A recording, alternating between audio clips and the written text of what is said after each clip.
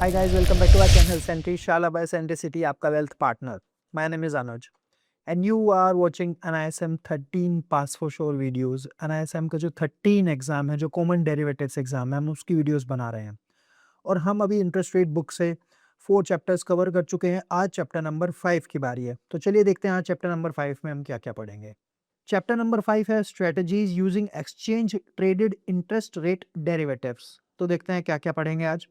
Role of hedgers, speculators and arbitragers, hedging, speculative and arbitrage transactions, option trading strategies और उनका payoffs देखेंगे, spreads देखेंगे, trading using ETIRD and limitations of interest rate derivatives for hedgers. तो चलिए start करते हैं NISM series 13 के common derivatives exam जो SIF के लिए यूज किया जा रहा है सेबी के द्वारा, उसका जो चैप्टर नंबर 4 है एक्सचेंज रेट करेंसी डेरिवेटिव्स की स्ट्रेटेजीज. देखिए सबसे पहले देखना पड़ेगा कि रोल ऑफ हेजर्स, स्पेकुलेटर्स एंड आर्बिट्राजर्स क्या है. चलिए समझते हैं कि मार्केट पार्टिसिपेंट्स कौन कौन से हो सकते हैं. सबसे पहला होता है हेजर्स. अब हमें यह देखना पड़ेगा कि हेजर्स कौन लोग हैं, क्या करते हैं. देखिए बहुत डिटेल में हमने इक्विटी डेरिवेटिव्स में भी पढ़ा था, हमने करेंसी डेरिवेटिव्स में भी पढ़ा था और अब हम इंटरेस्ट रेट डेरिवेटिव्स में भी ये पढ़ रहे हैं. हेजर्स कौन है? देखिए हेजर्स वो लोग हैं, ये दीज आर दी ट्रेडर्स जो अपने आप को प्रोटेक्ट कर रहे हैं एक रिस्क के अगेंस्ट जो इन्वॉल्व है price movements of underlying assets. For an example, इन्होंने कोई भी अंडरलाइंग एसेट होल्ड किया हुआ है, उसमें जो प्राइस रिस्क है. What is price risk? अगर मैं किसी भी अंडरलाइंग एसेट को आज बाय कर रहा हूं तो what is the price risk? उसका प्राइस नीचे जा सकता है. तो उस नीचे जाने की जो स्थिति है उसको ये हेज करने के लिए, अपने आप को प्रोटेक्ट करने के लिए हेजर्स काम करते हैं. चलिए देखते हैं वो कैसे काम करते हैं. सो यहाँ पे अंडरलाइंग एसेट क्या है? यहाँ पे हम, since we are talking about interest rates, तो यहाँ पे जो अंडरलाइंग एसेट है that is the interest rate and the interest rate instruments या इंटरेस्ट बियरिंग इंस्ट्रूमेंट्स. ये जो जिस तरीके के ये जो पार्टिसिपेंट्स हैं, सो हेजर्स का क्या होता है, hedgers have a real exposure to interest rate risk, right. तो इनका एक रियल में एक्सपोजर है इंटरेस्ट रेट रिस्क का on account their underlying business, या कोई इनका बिजनेस ऐसा है जहां पे उनको इंटरेस्ट रेट्स की मूवमेंट काफी इफेक्ट कर सकती हैं, right. So to eliminate this risk, इस रिस्क को एलिमिनेट करने के लिए ये अपनी पोजीशंस को हेज करते हैं. एक एग्जांपल के जरिए मैं आपको समझाने की कोशिश करता हूं. So bonds investors, specifically those who invest in long term fixed bonds are more directly, इनको इंटरेस्ट रेट रिस्क आपका परेशान करता है. फॉर एग्जांपल, एक एंटिटी है जिसने 10 करोड़ रुपया लगाया है at the rate of 6.10 10 year GOI security में. गवर्नमेंट ऑफ इंडिया की सिक्योरिटी है जो हमें 10 करोड़ रुपया 10 करोड़ रुपए इसमें इन्वेस्टमेंट किया है 6.10 इन द इंटरेस्ट रेट. ये बॉन्ड इनको 61 लाख रुपीस पे करेगा टिल मेच्योरिटी तक, राइट. अगर एक इंक्रीज हो गया इंटरेस्ट रेट में 6.5% का, यानी कि मार्केट में आरबीआई ने इंटरेस्ट रेट बढ़ा दिए हैं, आरबीआई ने, और इंक्रीज कर दिए हैं 6.5%. अब जो न्यू बॉन्ड आ रहे हैं वो कितना देंगे पे ऑफ? 6.5 पे आ रहे हैं और they will give 65 lakh till maturity, right. और अगर एक बंदा जो ये बॉन्ड होल्डर है वो 6.10 वाला बॉन्ड ही होल्ड कंटिन्यू करेगा मैच्योरिटी तक, तो ये एक अपॉर्चुनिटी लूज कर रहा है. क्या? किस चीज की opportunity? To earn a higher interest rate, right. अब ऑल्टरनेटिवली उसके बाद ये ऑप्शन है कि he can sell this 6.10 bond in the market also and buy the bond with the higher interest rate, अपने वाला बेच दे और ये नए वाला बॉन्ड खरीद ले. बट हाउएवर डूइंग सो, इसमें क्या रिजल्ट आएगा? मे बी वो अपना जो बॉन्ड प्राइस है वो 10 करोड़ के 10 करोड़ उसको ना मिले, उसको वहां पे डिस्काउंट पे उसको निकालना पड़ेगा, राइट. सो इस तरीके से क्या होगा कि उसका प्राइस जो है डिक्रीज हो जाएगा क्योंकि इंटरेस्ट रेट बढ़ गए हैं. Now the bond holder wants to hedge the interest rate risk. In this example the bond holder is a hedger. तो बॉन्ड होल्डर क्या करेगा? अपना इंटरेस्ट रेट रिस्क को वो हेज करने की कोशिश करेगा और बॉन्ड होल्डर इज ए हेजर इन दिस पोर्टफोलियो. और वो जो गवर्नमेंट ऑफ इंडिया की जो सिक्योरिटी है 6.10% का, यहाँ पे वो इंटरेस्ट को डेरिवेटिव्स के जरिए इसको बाइंग पोजीशन बना देगा, राइट. तो इस तरीके से अपना पोजीशन को वो हेज कर लेगा. स्पेकुलेटर्स कौन है? This set of market participant does not have a real exposure in interest rate risk. In participants का, स्पेकुलेटर्स का कोई डायरेक्ट रियल एक्सपोजर नहीं है. ये सिर्फ मार्केट मूवमेंट्स का फायदा उठाने की कोशिश करते हैं, फ्यूचर प्राइस प्रिडिक्शन करके, मार्केट जो डायरेक्शंस हैं, और इनको ये होप होती है कि हम रिटर्न्स बनाएंगे प्राइस रिस्क को कैप्चर करते हुए, राइट. फॉर एन एग्जांपल 6.10% की 10 ईयर गवर्नमेंट सिक्योरिटी है, इसको बाय कर लेंगे. अगर इनको लग रहा है कि फ्यूचर में प्राइस इंक्रीज हो सकता है तो ये बाय करेंगे, लग रहा है कि प्राइस डिक्रीज हो सकता है, इस फ्यूचर को शॉर्ट कर देंगे. तो these are called speculators, right. अब बात करते हैं आर्बिट्राजर्स की. देखिए in addition to hedgers in traders क्या होता है, to establish a link between various markets, तो ये क्या करते हैं, we need a third party participant called arbitrageurs. Arbitrageurs क्या करते हैं, I mean they are hunting for the profit opportunities across the markets. कैसे आर्बिट्राजिंग अपॉर्चुनिटीज क्या होती है, जैसे कि एक एसेट को मैं एक एक्सचेंज पे खरीद के दूसरे पे मैं उसको सेल कर देता हूँ और फिर eight the time of expiry में पोजीशन रिवर्स कर दूंगा, तो मेरे को एग्जैक्ट डिफरेंस बच जाएगा, राइट। तो ये इसका फायदा उठाने की कोशिश करते हैं exact, and these arbitrage opportunities may exist in two spot markets, may exist in one spot and one future markets, and may exist in two future markets also, and two spot markets also. तो ये आर्बिट्राजर्स होते हैं, एक ही asset का जो दो exchanges पर list हैं या दो जगह लिस्ट हैं, उसके प्राइस डिफरेंस का फायदा उठाने की कोशिश करते हैं। अब बात करते हैं hedging through exchange traded interest rate derivatives. देखिए for hedging we must consider three parameters, instrument, market size and contract month. जैसे कि इंस्ट्रूमेंट क्या हुआ, कौन सा इंस्ट्रूमेंट में हमें ट्रेड कर रहा है, लाइक जैसे कि टी बिल्स फ्यूचर में हमें ट्रेड करना है, 10 ईयर्स रेट में हमें ट्रेड करना है, 10 ईयर गवर्नमेंट ऑफ इंडिया का बॉन्ड फ्यूचर या ऑप्शंस हमें लेना है।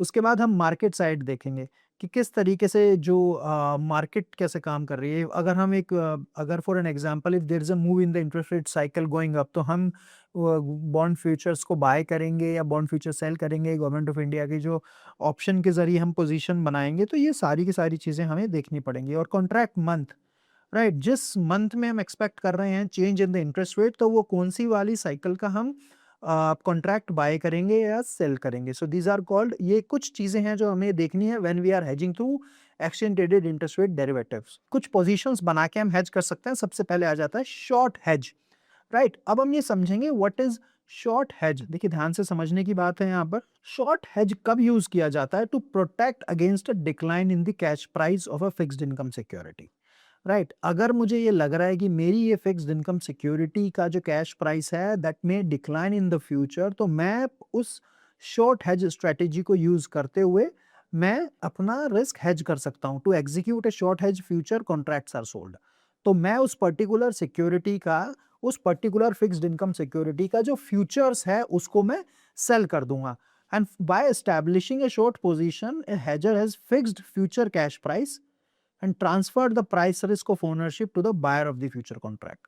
तो मैंने जब ये एस्टेब्लिश शॉर्ट पोजीशन जब मैंने मार्केट में बना दी है, तो एक तरीके से मेरा अगर जितना मार्केट नीचे जाएगी तो इस शॉर्ट पोजीशन में मुझे फायदा हो जाएगा, और इस तरीके से मैं उस पर्टिकुलर टाइम का जो मेरा लॉस है उससे मैं उसको मैं हेज कर सकता हूँ, उससे मैं बच सकता हूँ, राइट। तो ये एक छोटा सा एग्जांपल है शॉर्ट हेज का।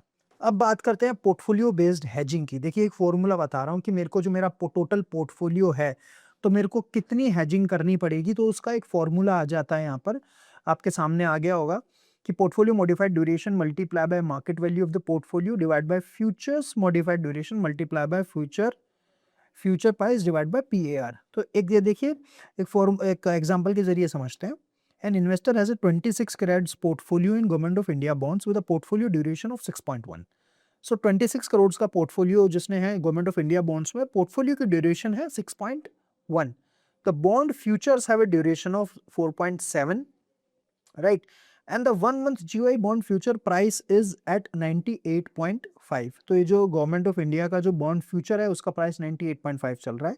What is the number of future contracts to fully hedge the portfolio. तो हिज पोर्टफोलियो को हेज करने के लिए मुझे कितने नंबर ऑफ लॉट्स लगेंगे, या कितने नंबर ऑफ लॉट्स कि मैं पोजीशन बनाऊं कि मैं इस पोर्टफोलियो को हेज कर पाऊं। तो बिल्कुल same to same question exam में आ सकता है। This is called portfolio based hedging, right. So जो फॉर्मूला था वो आपकी स्क्रीन पे आया हुआ है। नंबर ऑफ लॉट्स का फॉर्मूला हो जाएगा जो 26 lakh rupees, 26 crore rupees is the market value, multiply by market value of the multiply by portfolio modified duration which is 6.1 divide by 98.5। जो आपका फ्यूचर्स की मॉडिफाइड ड्यूरेशन है 4.7, उसको मल्टीप्लाई कर देंगे फ्यूचर प्राइस से which is 98.5 and multiply by 2000 जो कि वन लॉट की सिक्योरिटी है which is 2000 units, right. So therefore answer आएगा number of lot is 1713 lots approximate मुझे चाहिए होंगे to hedge this portfolio. Total portfolio को हेज करने के लिए मेरे को इतने नंबर ऑफ लॉट्स लगेंगे।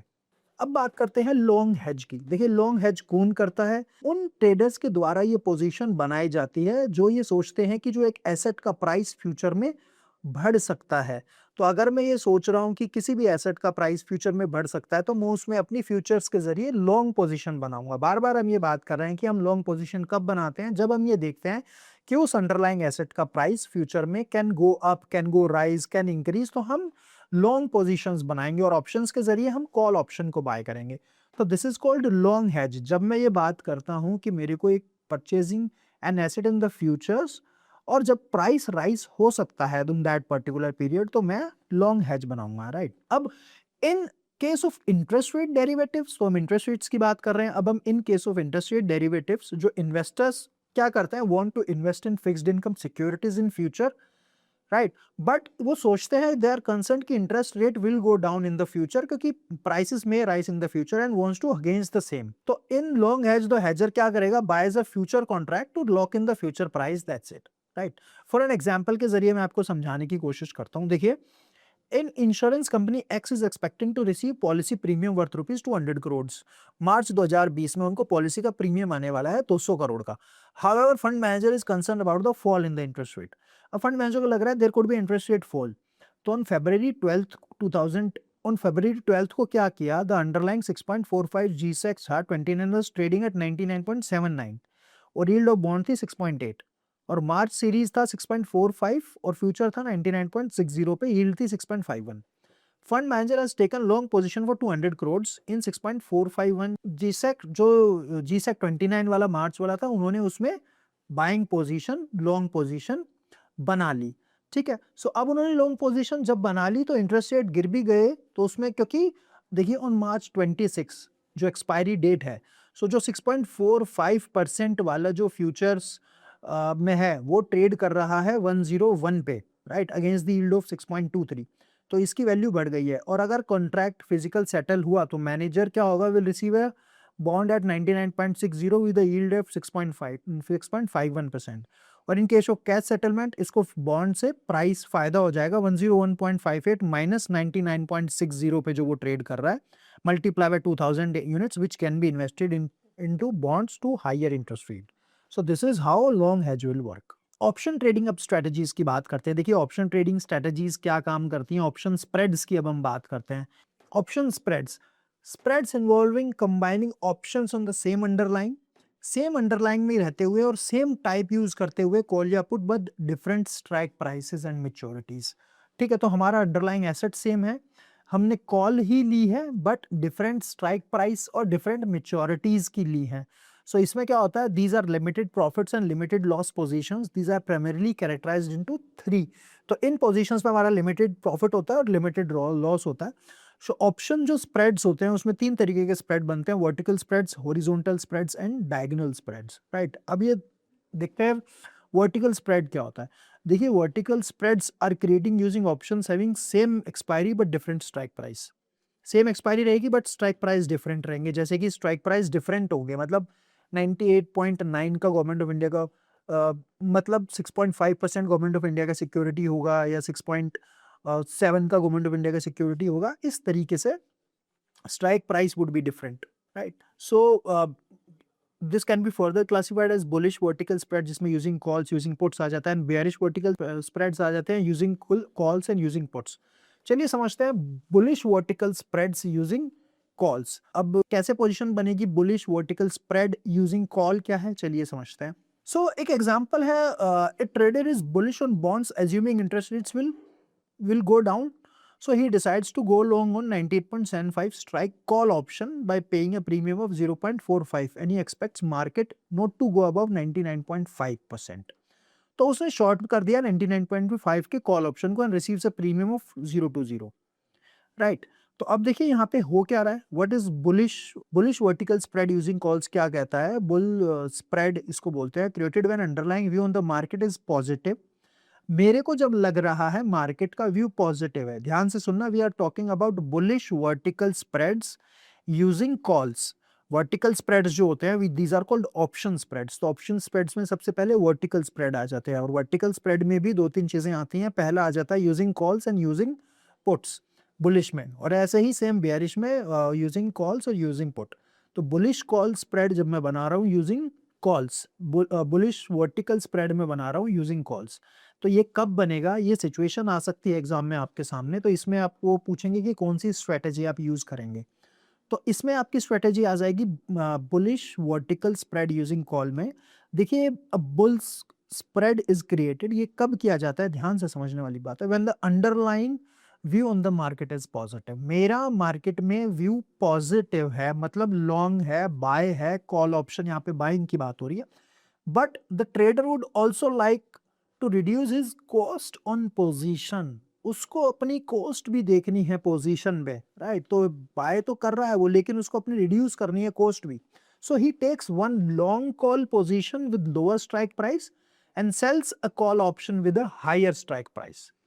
ठीक है, तो वो यहाँ पे क्या करने की कोशिश कर रहा है, वो एक तो कॉल को लॉन्ग कर रहा है, he takes one long call position, एक स्ट्राइक प्राइस में वो कॉल को बाय कर रहा है, और सेल कर रहा है call option with higher strike price. ठीक है जी, तो वो उसको हाई प्राइस करने की कोशिश कर रहा है। तो as lower strike call will move more than the premium earned by selling a higher strike call, तो कॉस्ट ऑफ पोजीशन रिड्यूसेस और उसके नेट फ्लोज पॉजिटिव हो जाएंगे। ठीक है, चलिए एक एग्जांपल में देखते हैं। फॉर एन एग्जांपल, इस एग्जांपल के जरिए आपको समझ आएगा। For example, A trader is bullish on bonds, so he decides to go long on 98.75 strike call option by paying a premium of 0.45। तो लॉन्ग है और वो अब इस पे लॉन्ग, इस बॉन्ड पे लॉन्ग हो रहा है, यानी कि 98.75 की स्ट्राइक का कॉल ऑप्शन बाय कर रहा है बिकॉज ही इज लॉन्ग। और ये ऑप्शन बाय करने के लिए उसने कितना प्रीमियम पे किया, 0.45% का। हमें सबको पता है प्रीमियम पे करना पड़ता है if you buying A call option. तो 98.75 स्ट्राइक का ये कॉल ऑप्शन उसने बाय किया है, जिसके लिए प्रीमियम दिया है 0.45% का, and he expects market to not go above 99.50। अब उसको ये भी एक्सपेक्ट हो रहा है कि मार्केट ज्यादा ऊपर नहीं जाएगी, स्पेसिफिकली 99.50 के ऊपर नहीं जाएगी, तो इसलिए उसने शॉर्ट कर दिया 99.5 वाला कॉल ऑप्शन, और उसको प्रीमियम भी आ गया 20 पैसे का।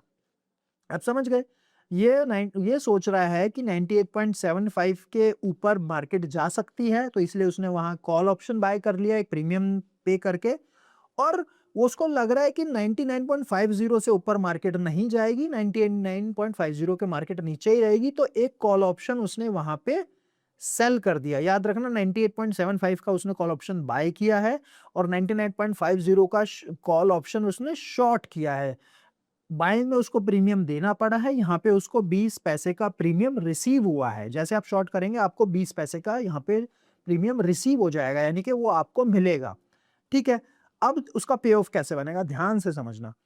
ऑप्शन कॉल यहाँ पे आ जाता है, कॉल है या है, दोनों कॉल ही है, ऑप्शन टाइप कॉल ही है। लॉन्ग शॉर्ट किया है, कॉल को लॉन्ग किया है, शॉर्ट किया है। स्ट्राइक प्राइस 98.75, 99.5, प्रीमियम 0.45 का दिया है यहाँ पे उसको प्रीमियम रिसीव हुआ है, और स्पॉट अभी 99 आ गया है, राइट। तो अब ये एग्जांपल के जरिए हम देख रहे हैं स्पॉट 99 चल रहा है। अब गवर्नमेंट ऑफ इंडिया के सिक्योरिटी की मूवमेंट देखिए कैसे हो रही है यहाँ पर। ठीक है, और उसके बाद देखिए गवर्नमेंट ऑफ इंडिया की सिक्योरिटी 98। अब 98 पे गवर्नमेंट ऑफ इंडिया की सिक्योरिटी है, तो लॉन्ग कॉल पोजीशन जो मैंने बनाई है, ठीक है, तो 98 रुपीज पे अगर हुई है, तो मेरे को पूरा 45 का लॉस हो गया जो मैंने प्रीमियम पे किया, क्योंकि मेरे पास जो कॉल है वो 98.75 की है। सो 90, ये देखिए पूरा 98.7 पूरा मेरा लॉस चल रहा है यहाँ पे। ठीक है, लॉन्ग कॉल पोजीशन में, और मैंने उसके लिए 45 का प्रीमियम भी पे किया है। तो 99.20 तक मेरे को जीरो का पे ऑफ मिलेगा, क्योंकि 98.75 प्लस 0.45, तो मेरे को 99.20 तक तो मेरा जीरो ही पे ऑफ है। उसके ऊपर देखो 100 पे मेरे को 80 का पे ऑफ यहाँ पे मिल रहा है। शॉर्ट पोजीशन में मेरे को 20 पैसे यहाँ पे मिल रहे हैं 99.70 तक, क्योंकि मैंने जो शॉर्ट किया 99.50 पे किया और मेरे को प्रीमियम भी रिसीव हुआ है 20 पैसे का, तो 99.70 तक मैं सेफ हूँ। तो 99.70 यहाँ पे देखो, आपके यहाँ पे हाईलाइट हो रहा है, 99.70 तक मेरे को यहाँ पे जीरो है, लॉस नहीं हो रहा है। उसके ऊपर मेरे को फिर 20-30-10 पैसे का लॉस होगा। तो ये है बुल कॉल स्प्रेड का pay off. It's a limited profit and limited loss position. Maximum profit इस केस में होगा मेरा 50 पैसे का, right, and which will be when both option will get exercised on above 99.5, और मैक्सिमम लॉस मेरा 25 पैसे का होगा when both option unexercise, that is on below 98.75, right. तो इस तरीके से bull call spread pay off काम करेगा। ऐसे ही आपका बुलिश वर्टिकल स्प्रेड बनेगा यूजिंग पुट्स, और बेयरिश वर्टिकल स्प्रेड बनेगा यूजिंग कॉल्स, और सेम बेयरिश वर्टिकल स्प्रेड बनेगा यूजिंग पुट ऑप्शंस। तो और डिटेल में आप पूरा जा सकते हैं, बुक अपना पूरा पढ़ सकते हैं। अब बात करते हैं स्ट्रैडल की। देखिए बिल्कुल डिटेल में नहीं, सिर्फ मैं बता देता हूँ आपको स्ट्रैडल क्या होता है, जिसमें आता है लॉन्ग स्ट्रैडल। अगर एक person buys both a call and put at same strike price, this is the maximum loss equal to the sum of the premiums paid. तो स्ट्रैडल में आ जाता है आपका लॉन्ग स्ट्रैडल। अगर मैं एक ही स्ट्राइक प्राइस की, ध्यान से सुनना, एक ही स्ट्राइक प्राइस की कॉल भी खरीद दूं पुट भी खरीद दूं तो उसको लॉन्ग स्ट्रैडल बोला जाएगा। तो क्वेश्चन एग्जाम में आ सकता है कि व्हाट इज लॉन्ग स्ट्रैडल। तो if a person buys both call and put on a same strike price, so maximum loss कितना होगा, ये भी क्वेश्चन आ सकता है। Sum of equal to the sum of these two premiums paid, ठीक है। और किसी भी तरफ कोई लॉन्ग मूवमेंट आ गई तो उस साइड में उसको ज्यादा प्रॉफिट हो जाएगा, राइट। सो ये है आपका लॉन्ग स्ट्रैडल। अब करते हैं शॉर्ट स्ट्रैडल की। This would be exact opposite of long straddle, ठीक है। Traders views that price of underline would not move much on the remain stable. जब मैं ये, वो मैंने किस लिए लिया था लॉन्ग स्ट्रैडल, जब मैं ये बात सोचता हूँ कि किसी एक तरफ मार्केट में बहुत ज्यादा मूवमेंट आ सकती है, बहुत तेजी से मूवमेंट आ सकती है किसी भी तरफ, तो मैं दोनों चीज, दोनों दोनों जगह पोजीशन बना के बैठ जाऊंगा। मैंने लॉन्ग भी मैंने कॉल भी खरीद ली, मैंने पुट भी खरीद ली। कॉल कॉल फायदा करेगी जब मार्केट ऊपर जाएगी, पुट फायदा करेगी जब मार्केट नीचे जाएगी। तो मैं एक ही स्ट्राइक प्राइस की मैंने कॉल भी बाय कर ली, पुट भी बाय कर ली, दोनों के लिए थोड़ा थोड़ा मैंने प्रीमियम पे कर दिया। अब मार्केट में एक साइड बड़ी तेज मूवमेंट आ गई तो एक तरफ ही बहुत ज्यादा प्रॉफिट हो जाएगा और दूसरी तरफ मेरे को थोड़ा सा नुकसान भी हो रहा होगा, बट ओवरऑल देखोगे तो मेरे को बहुत ज्यादा प्रॉफिट हो जाएगा if there is a significant movement in any side of the market. That is called long straddle. Short straddle क्या है, नाउ यहाँ पे जो एग्जैक्ट जो सोच रहा है ट्रेडर, उसका व्यू एग्जैक्ट ऑपोजिट है लॉन्ग स्ट्रैडल से। Traders view is that the price of the underline will not move in any direction and will remain stable. कोई, और इसके कहने का ये मतलब है, अगर मैं इंटरेस्ट रेट्स की बात करूं, there would be not much movement in the interest rates और yield of the bond, right? So he sells a call and a put so that he can earn profits from the premiums. यहाँ पे उसको premium खाना है, यहाँ पे उसको premium में उसको प्रीमियम चाहिए, राइट।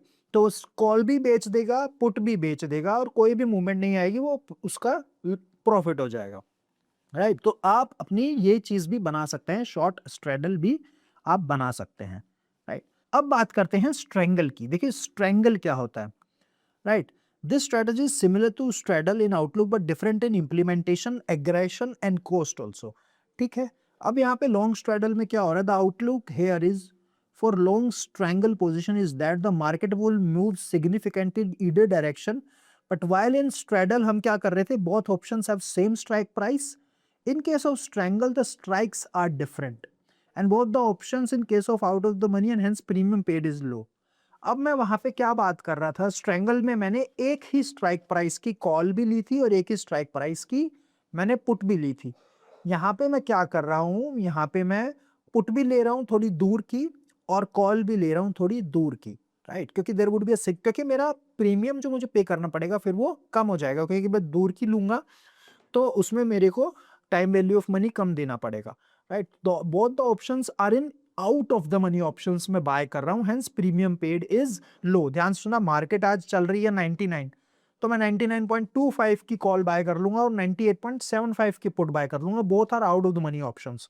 किसी भी तरफ सिग्निफिकेंट मूवमेंट आएगी तो उसमें फिर मेरा प्रॉफिट हो सकता है। So long strangle is directly same है एक तरीके से लॉन्ग स्ट्रैडल के, बट यहाँ पे मैं मेच्योरिटीज को डिफरेंट स्ट्राइक प्राइस को यूज कर रहा हूँ। Short strangle, and this is exactly opposite of the long strangle, जहां two out of the money options short किए थे मैंने, राइट। यहाँ पे भी, and this is exactly opposite to the long strangle with two out of the money positions shorted, right. तो यहाँ पे भी मैं कॉल एंड पुट दोनों शॉर्ट कर रहा हूँ। Outlook like short straddle is that market will remain stable over the life of the options, ठीक है। So payoff for this position will be exactly opposite to the long strangle position, and as always the short position will make money when the long position is in the loss and vice versa, right? So this was the short strangle. अब बात करते हैं covered call की। देखिए writing covered calls is a strategy that sells volatility in return of fees, right. तो किस तरीके से स्ट्रेटेजी काम करती है, this strategy is used to generate extra income. So अगर आपके पास कोई एग्जिस्टिंग बॉन्ड का पोर्टफोलियो है तो इस तरीके से ये आपको एक थोड़ी एक्स्ट्रा इनकम प्रोवाइड कराने की कोशिश कर सकती है। अगर किसी इन्वेस्टर ने बॉन्ड बाय किया है और वो उसको इंटेंड कर रहा है कि थोड़ा टाइम तक मैं उसको होल्ड करूंगा, तो ये स्ट्रैटेजी उसको कुछ एडिशनल इनकम प्रोवाइड कराने की कोशिश कर सकते हैं विदाउट सेलिंग इट, और रिड्यूस भी कर सकता है कॉस्ट को एक्विजिशन, या इंक्रीज जो रिटर्न ऑन दी बॉन्ड बन जाएगा उसका। फॉर एन एग्जाम्पल के जरिए समझते हैं। Suppose an investor boys a bond in the underlying market at rupees 99.50 and also sells a call option with a strike price of rupees 100 at a premium of rupees 10 at a premium of rupees 0.10, thereby earning rupees 0.10 as a premium, right? So क्या किया है, suppose an investor का bye है इन the market में 99.5 पे, right? तो एक investor ने बाय किया है बॉन्ड को इन अंडरलाइंग मार्केट एट 99.5 और उसने क्या किया है, कॉल ऑप्शन को सेल कर दिया है 100 रुपए वाले स्ट्राइक के, जिसके उसने 10 रुपए प्रीमियम जिसको मिले हैं। तो जब हम सेल करते हैं तो हमको प्रीमियम रिसीव होता है। So combining position of long bond and short would generate a pay off as defined in the picture below. तो government of India at the time of expiry देखिए क्या है। तो at the time of expiry अगर 99 पे वो expire करेगा तो शॉर्ट कॉल की पोजीशन जो थी उसमें उसको 10 पैसे का प्रॉफिट हो रहा है, पूरी में 10 पैसे का प्रॉफिट हो रहा है, तो 99 पे उसको, और लॉन्ग में उसको 50 पैसे का लॉस हो रहा है, ठीक है, क्योंकि लॉन्ग उसने किया हुआ है 99.5 पे और मार्केट 99 पे बंद हो गई है। तो यहाँ पे टोटल पे ऑफ -40 का आ रहा है, 99.10 पे टोटल पे ऑफ -30 का आ रहा है। ऐसे ही उसका पे ऑफ 99 पॉइंट, देखिए 99.4 तक उसका जीरो है, 99.50 के ऊपर उसके पे ऑफ बनने शुरू हो गए हैं। मैक्सिमम यहाँ पे कितना पे ऑफ बन रहा है उसका, 0.60 का। 100 रुपए पे देखिए, 100 रुपए पे अगर 100 रुपए आ गई है सिक्योरिटी तो उसको 10 पैसे आ रहे हैं, क्योंकि उसने 100 रुपए के प्रीमियम पे उसने स्ट्राइक प्राइस पे ऑप्शन सेल किया हुआ है, तो 10 पैसे आ रहे हैं, लेकिन 50 पैसे उसको यहाँ पे लॉस भी हो रहा है, 50 पैसे का उसको यहाँ पे प्रॉफिट भी हो रहा है। तो टोटल उसका जो बन रहा है 100 रुपए पे, दैट इज 60 रुपीज। सो उसको 60 पैसे का यहाँ पे प्रॉफिट हो रहा है। सो दिस इज दी पे ऑफ फॉर कवर्ड कॉल। अब बात करते हैं प्रोटेक्टिव पुट की। An investor long in the underlying bond market always, उसके पास एक रिस्क क्या है, टू रिस्क है फॉल इन प्राइसेस का and therefore reduction of portfolio value and MTM losses. तो जब मैं लॉन्ग हूँ एक बॉन्ड मार्केट में तो मेरे को क्या है रिस्क, मेरे को रिस्क ये है कि प्राइस में फॉल होगा और रिडक्शन, मेरी पोर्टफोलियो की वैल्यू रिड्यूस हो जाएगी। तो a fund manager who is anticipating fall can either sell his entire portfolio और short futures to hedge the portfolio, right? तो या तो मैं पूरा एंटायर पोर्टफोलियो सेल करूं या मैं फ्यूचर्स को शॉर्ट कर दूं हेज करने के लिए पोर्टफोलियो को, या मैं पुट भी बाय कर सकता हूं at that point of time. अगर मैं पुट बाय करके पोजीशन बनाता हूं तो वो मेरी पुट कही जाएगी प्रोटेक्टिव पुट। तो मेरे को लग रहा है कि मार्केट नीचे जा सकती है तो मैं पुट खरीद सकता हूं, और नीचे जो जाएगी तो मैं पोजीशन को बचा सकता हूं, लॉसेस को रिड्यूस कर सकता हूं। That is the work of protective put. Question number 1. In bullish vertical spread using put strategy, trader dash buy put option with lower strike price and sell a put option with higher strike price, या buy put option with higher strike price and sell a put option with lower strike price, and C या D? So देखिए bullish vertical spread में हमने सीधा देखा trader क्या करता है, put option with lower strike price buy करता है और sell करता है option higher strike price का, तो that is the bullish vertical spread. Question number 2. If you expect the interest rate will go up in the future, अगर आपको लग रहा है कि interest rate, if you expect the interest rate will go up in the future, तो आपको क्या करना चाहिए? सेल करना चाहिए गवर्नमेंट ऑफ इंडिया का बॉन्ड्स, या बाय करना चाहिए गवर्नमेंट ऑफ इंडिया का बॉन्ड्स, या बाय अंडरलाइंग बॉन्ड्स, या नन ऑफ द अबव? तो you should sell government of India का बॉन्ड फ्यूचर्स, क्योंकि whenever interest rate will go up there is a sudden decline in the bond prices. तो जैसे आप bonds को बेचना है यहाँ पे, क्योंकि वो बॉन्ड प्राइस नीचे आ जाएगा, so you should cell GOI bond futures. Question number 3. A dash is where a trader buys a particular month contract, future or options, and sell, take a opposite position, same contract for different month. So that is called a calendar spread. Limitation of interest rate derivatives for hedgers is mainly due to standardized contract not available on all kind of underlying instruments, both A and B. So answer is C, both A and B. So guys, this is it from this chapter. I hope video अच्छी लगी होगी। For detailed understanding, I recommend कि आप पूरी books पढ़ें। These are pass for short videos जो मैं बना रहा हूँ, और वीडियो भी पढ़ के अगर आप इतना भी एग्जाम लिख के आएंगे तो इतना भी नेसेसरी ठीक है आपके लिए एग्ज़ामों को क्लियर करने के लिए। वीडियो अच्छी लगी है तो प्लीज़ वीडियो को लाइक करें, शेयर करें और चैनल को ज़रूर सब्सक्राइब करें। Thank you so much.